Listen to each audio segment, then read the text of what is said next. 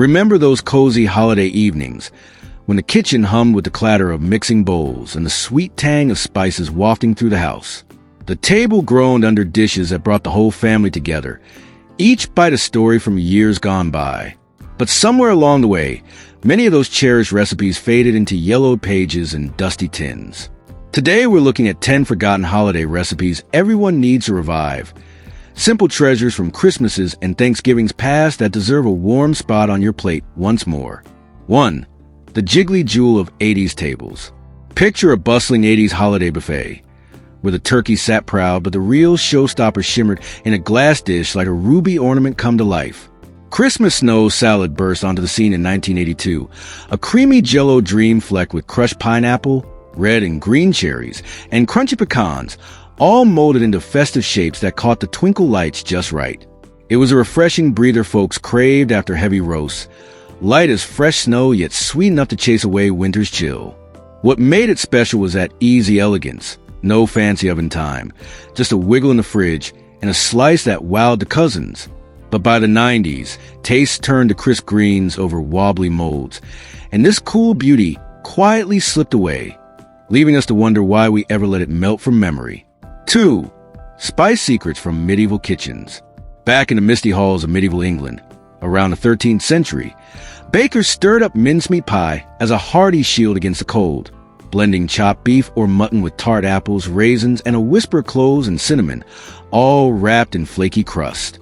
By Victorian times, the meat bowed out for sweeter dried fruits soaked in brandy, turning it into a boozy hug of a dessert that carolers begged for at every door.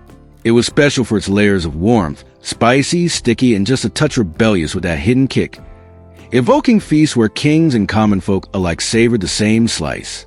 Families passed recipes like heirlooms, each one a map of old world travels through saffron trails from the Crusades.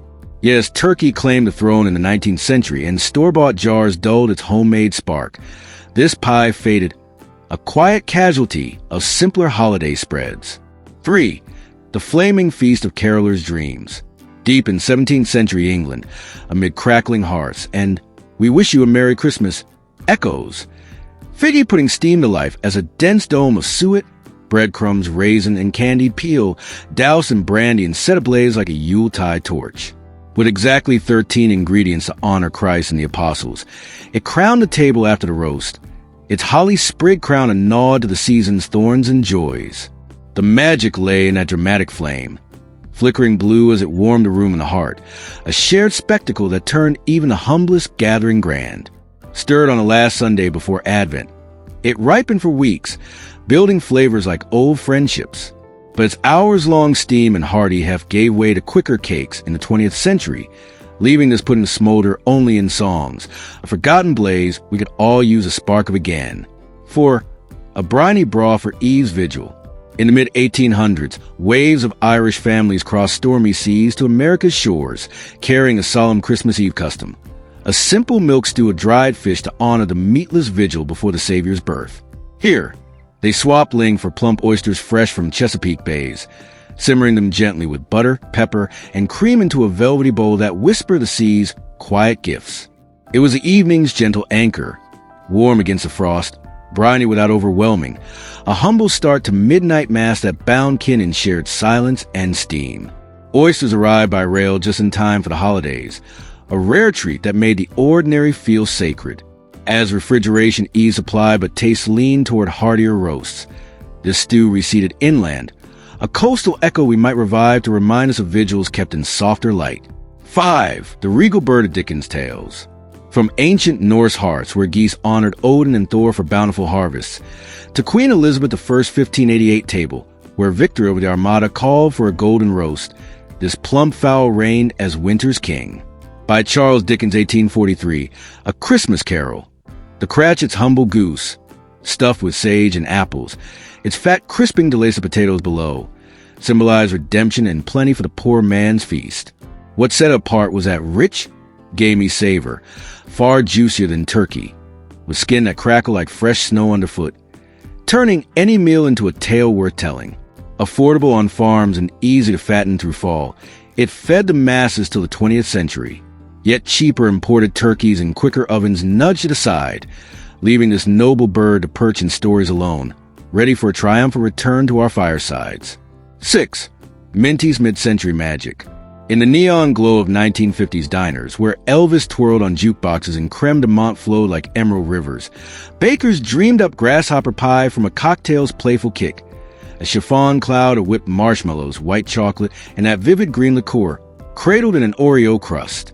It hopped onto holiday dessert carts as a cool finale, its minty chill cutting through ham smoke like a winter breeze through evergreens. The thrill was in surprise. Deceptively light yet decadently boozy, with a green hue that lit up kids' eyes under tinsel strings. Prohibition-era roots in New Orleans gave it speakeasy swagger, but by the 70s, as cocktails sobered and pies went fruit forward, this frosty delight hopped away. Imagine the grins if we lured it back for one more whirl. 7. The pale cousin of the dreaded dark cake. Victorian bakers in the late 1800s lightened the infamous fruitcakes loaded with white fruitcake, swapping molasses depth for coconut, candied pineapple, and pecans bound in a tender pound cake batter, crowned with snowy icing like a fresh fallen blanket. It graced southern Yuletide tables as the elegant alternative. Less cloying, more like a coconut dream with citrus zips, evoking laced doilies and whispered carols by candlelight. Its charm lay in that airy grace, a dessert that didn't weigh down the spirit after feasts of fowl and fixings.